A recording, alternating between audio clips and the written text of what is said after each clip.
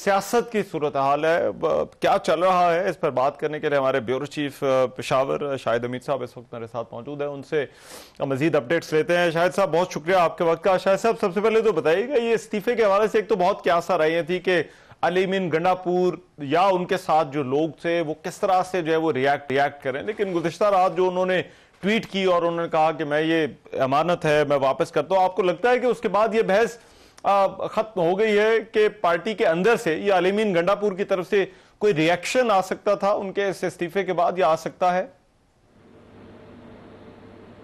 जी बहुत शुक्रिया रहमान साहब। देखिए, यकीनन ये एक इम्कान ज़ाहिर किया जा रहा था कि अली अमीन साहब या उनके जो साथी हैं वो कोई रिएक्शन देंगे, रिएक्ट करेंगे और एक इशू बन सकता है, लेकिन उन्होंने जो जिस तरीके से कल सारा मामला किया, उन्होंने ख़ुद एक्स पे पैगाम जारी किया, फिर उसके बाद उन्होंने रात के रेजिग्नेशन भी जारी कर दिया और अभी भी इस वक्त वज़ीर आला हाउस में इशाया जारी है जिसमें तमाम MPs मौजूद हैं, ख़ुद अली अमीन साहब मौजूद हैं, जो नामज़द वज़ीर आला हैं सुहेल अफरीदी साहब वो भी मौजूद हैं, स्पीकर मौजूद हैं। वो इसी हवाले से स्ट्रेटजी बना रहे हैं कि नए वज़ीर आला के इंतखाब के हवाले से हम क्या किस तरीके से मामलात को टैकल करेंगे।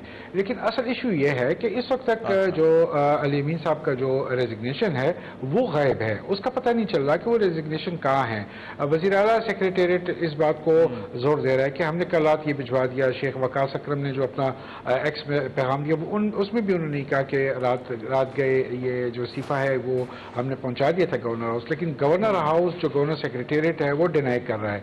वो ये कह रहे हैं कि हमें कोई रेजिग्नेशन नहीं मिला। तो पहला मसला तो ये है कि जब रेजिग्नेशन मिलेगा वो एक्सेप्ट होगा और उसके बाद आगे प्रोसेस चलेगा।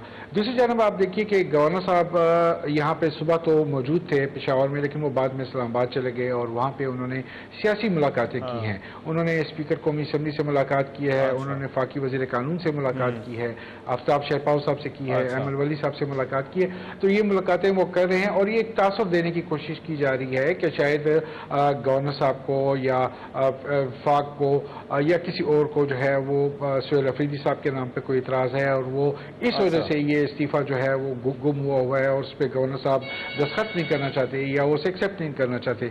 लेकिन मेरे ख्याल में ये सारे आईनी मामलात हैं, वो इस्तीफ़ा जहाँ भी है वो निकल आएगा, सामने आ जाएगा। ये एक प्रोसेस के थ्रू जाता है, सेक्रेटरी CM और चीफ सेक्रेटरी से होता हुआ ये गवर्नर हाउस पहुँचेगा और वहाँ जब पहुँचेगा तो गवर्नर साहब को उस पर दस्तखत करने पड़ेंगे और उसके बाद डेफिनेटली एक जो प्रोसेस है उसके मुताबिक नए कायदे-ए-वान नए वज़ीर आला का इंतखाब। अच्छा, और गवर्नर हाउस से क्या इतलात है? जी आप बात पूरी कर लीजिए, मैं फिर सवाल। जी गवर्नर जी मैं ये अर्ज कर रहा हूँ कि गवर्नर हाउस डिनाई कर रहा है। उनका ये कहना है कि हमें कोई इस्तीफा मौसूल नहीं हुआ। और उनकी एक बात बिल्कुल बजा है कि इस्तीफा एक सफ़ा नहीं है बल्कि वो एक असम्बली की सूरत में आएगा। ज़ाहिर वज़ीर आला का इस्तीफा है, वो एक असम्बली की सूरत में आएगा जिसकी अप्रूवल दी जाएगी और उसके बाद गवर्नमेंट जो है वो कैबिनेट डिसॉल्व हो जाएगी। लेकिन वो कह रहे हैं वो असम्बली हमें अब तक नहीं मिली।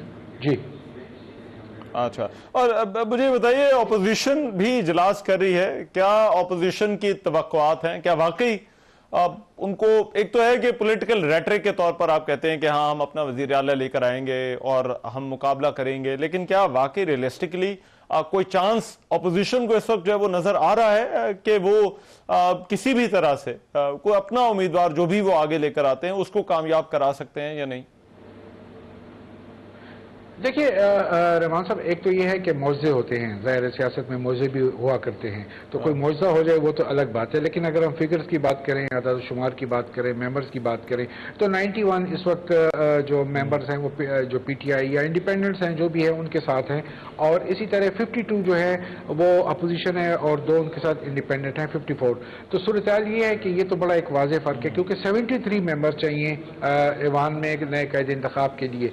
तो इस सूरत में तो डेफिनेटली अपोजिशन के पास इतने फिगर्स है नहीं कि वो अपना कैंडिडेट लाए या कैंडिडेट मुंतखब करे। लेकिन डेफिनेटली चूंकि ये एक पॉलिटिकल इशू है और एक इतना बड़ा पॉलिटिकल सिनेरियो है तो उसमें वो अपना हिस्सा जरूर डालेंगे। इजलास आज होना था, जो अपोजिशन लीडर हैं डॉक्टर इबाद, उन्होंने ये इजलास करना था, लेकिन ये इजलास नहीं हो पाया क्योंकि उसमें 2 से 3 जो कायदीन हैं मुख्तलिफ सियासी जमातों के वो यहाँ पर नहीं हैं, 2 बैरून मुल्क हैं, एक इस्लामाबाद में है, इस वजह से आज तो इजलास नहीं हो पाया। लेकिन कल इनका इजलास لحاظ ایکسپیکٹڈ ہے کہ کل یہ بیٹھیں گے اور آپس میں مشاورت کرنے کے بعد ایک رائے عمل بنانے کی کوشش کریں گے. ڈیفینیٹلی آج جو الیکشن کمیشن کا جو فیصلہ آیا ہے, جو ممبرز کو انہوں نے آزاد ڈکلیئر کر دیا ہے, تو اس کے بعد ڈیفینیٹلی یہ جو گورنمنٹ کی سائڈ کے لوگ ہیں ان سے رابطہ تو کرنے کی کوشش کریں گے.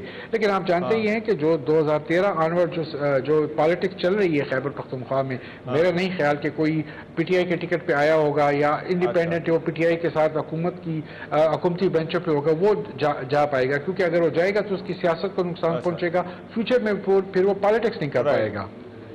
جی رائٹ. لیکن جسٹ ٹو بی کلیئر کہ ان کا جو ایک لیگل سٹیٹس ہے یا آئینی سٹیٹس ہے, یہ جو 25 اراکین ہیں, ان کا کیا ہے الیکشن کمیشن کے نوٹیفیکیشن کے بعد؟ جی دیکھیے, یہ چونکہ انڈیپینڈنٹ ہو گئے ہیں, اور جب وہ انڈیپینڈنٹ ہیں تو ظاہر ہے ان پہ 63A یعنی کہ ڈیفیکشن کلاز نہیں لگے گی. تو اگر ڈیفیکشن کلاز نہیں لگتی اور یہ ایکسپیکٹ کیا جا رہا ہے کہ وہ لوگ آئیں گے اور اپوزیشن کے ساتھ بیٹھیں گے اور اپوزیشن کے ساتھ انہیں سپورٹ کریں گے اور اپوزیشن اپنی حکومت بنائے گی, یہ ایک مت ہو سکتی ہے, ایک تھیوری ہو سکتی ہے, لیکن میرا نہیں خیال کہ کوئی اس طرح کی سچویشن ہوگی. کیونکہ جو میں نے جیسے کہ عرض کیا کہ یہاں پہ جو پالیٹکس چل رہی ہے 2013 کے بعد کی جو پالیٹکس ہے, اس میں ڈیفینیٹلی کے پی جو ہے وہ پی ٹی آئی کا ایک قلعہ یا گڑھ ثابت ہو رہا ہے. تو ان حالات میں یہ لوگ جبکہ پی ٹی آئی کے ورکرز کا ووٹ لے کر آئے, وہ کیسے جائیں گے, کیسے وہ, یہ 90s کی سیاست تو نہیں ہے کہ وہ ایک پارٹی سے دوسری پارٹی میں چلے جائیں گے یا دوسری سے تیسری میں چلے جائیں گے, میرا نہیں خیال. اور اس وقت کوئی ایسا مجھے پریشر بھی نہیں لگ رہا, لیکن میں پہلے بھی عرض کیا کہ موضوعات ہوا کرتے ہیں.